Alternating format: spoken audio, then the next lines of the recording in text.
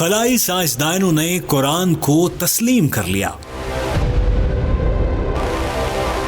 فرشتوں کی آوازیں ریکارڈ، آپ بھی سنیں۔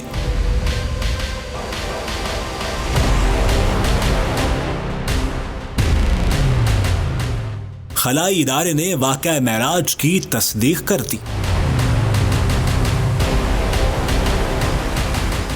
اللہ پاک ہی ہے جو انسانوں کو علم عطا فرماتا ہے، کائنات کے کئی راز افشا کراتا ہے۔ جوں جوں خلا میں تحقیق کرنے والے سائنسدان ستاروں کے جہاں میں داخل ہوتے جا رہے ہیں، انہیں آخری آسمانی کتاب قرآن پاک کی ایک ایک آیت پر یقین کامل ہوتا جا رہا ہے۔ خلائی سائنس پر کام کرنے والے ادارہ ناسا کے سائنسدانوں کے پاس کائنات کے ایسے راز افشا ہو رہے ہیں کہ ان میں بیان کرنے کی ہمت پیدا نہیں ہو رہی ہے۔ ایسا ہی ایک راز اللہ کے فرشتوں کے بارے ناسا کی ابتدائی تحقیق میں سامنے آیا ہے، جنہیں انتہائی جدید اور انتہائی حساس آلات سے ریکارڈ کیا گیا ہے، جس کے بعد انہوں نے واقعہ معراج کے بارے آخری نبی صلی اللہ علیہ وآلہ وسلم کی احادیث پر ریسرچ شروع کی تو تصدیق ہو گئی کہ وہ خدائے یکتا ہی ہے جو کل کائناتوں کو چلا رہا ہے۔ خلا نوردوں اور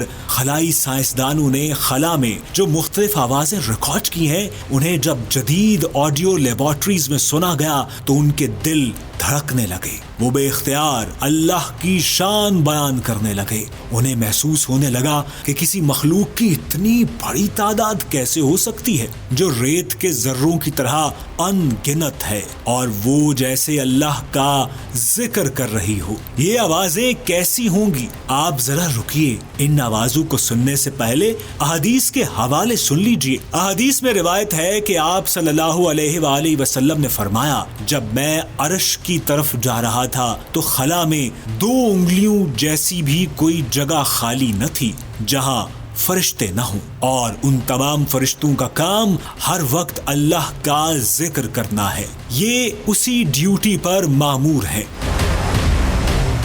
آپ صلی اللہ علیہ وآلہ وسلم نے فرمایا کہ تمام آسمان ایسے لرز اور چٹک رہے تھے کہ جیسے ابھی گر جائیں گے۔ صحابہ نے پوچھا، ایسے مضبوط آسمان کیسے چٹک سکتے ہیں؟ آپ صلی اللہ علیہ وآلہ وسلم نے فرمایا کہ فرشتوں کی تعداد اتنی زیادہ ہے کہ جب وہ اللہ رب العزت کی تسبیح کرتے ہیں تو ان کی آواز سے آسمان چٹکنے لگتا ہے۔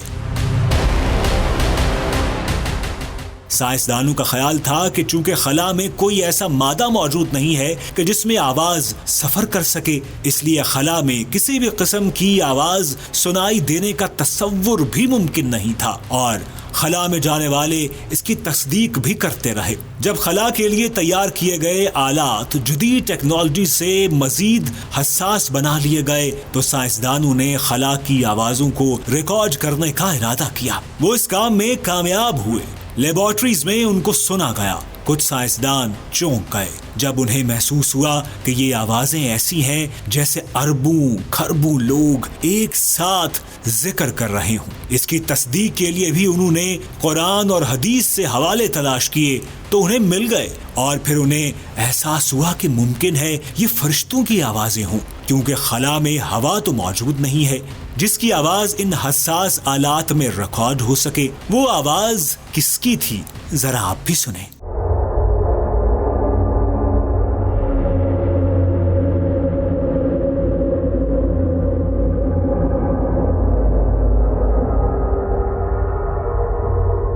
آپ اس آواز کو دوبارہ سنیں تاکہ آپ کو بھی اس ویڈیو کے آخری حصے میں تصدیق ہو سکے۔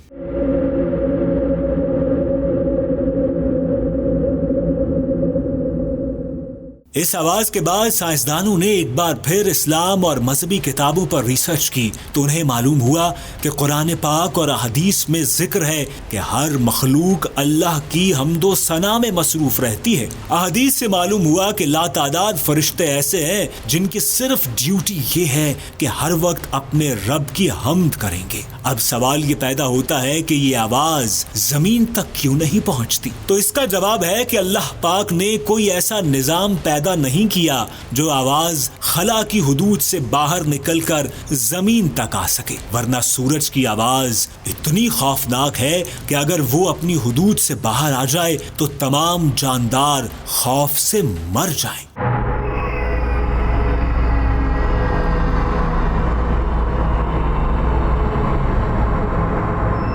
آپ ثبوت کے لیے سورج کی آواز کا انتہائی کم ترین حصہ سن کر اندازہ لگائیں تو معلوم ہوگا کہ اگر ایسا ہے تو پھر دوزخ کی آگ کی آواز کتنی خوفناک ہوگی۔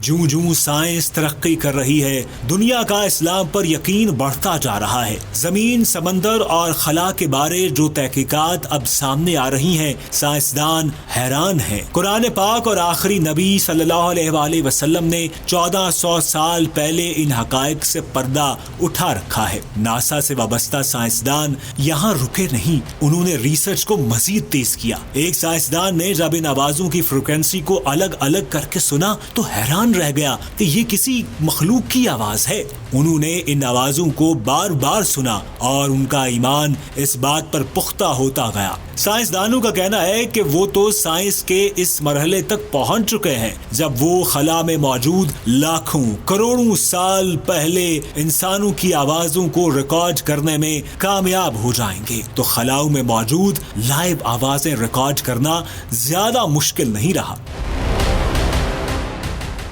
علماء کرام کا کہنا ہے کہ قرآن پاک میں اللہ پاک نے کائنات کی ہر چیز پر غور کرنے کا بارہا ذکر کیا ہے۔ دنیا بھر کے سائنسدان اللہ کی طرف سے دی گئی اجازت کے تحت کائنات کے اسرار و رموز پر غور کرتے ہیں اور اللہ پاک انہیں اتنا ہی علم عطا فرمائے گا جس میں اللہ پاک کی رضا ہوگی۔ اس کا مطلب ہے کہ اگر اللہ پاک خلاؤں میں موجود آوازوں کو سنوانا چاہے گا تو سنوائے گا۔ علماء کا کہنا ہے کہ اللہ پاک کا قرآن میں ایک ایسا فرمان ہے جس کو پوری دنیا اپنی آنکھوں سے لائیو دیکھتی ہے۔ قرآن میں اللہ کا فرمان ہے کہ بعض سیارے ایسے ہوتے ہیں جو عالم بالا کی حفاظت کرتے ہیں، ان کی ڈیوٹی یہ ہوتی ہے کہ یہ عالم بالا میں جو فیصلے اس عالم کے بارے میں ہوتے ہیں شیاطین کو ان کے بارے میں معلومات حاصل کرنے سے روکتے رہتے ہیں۔ جب بھی کوئی شیطان عالم بالا سے کوئی راز چرانے کی صحیح کرتا ہے تو شہاب ثاقب اس کا پیچھا کرتے ہیں اور ان کو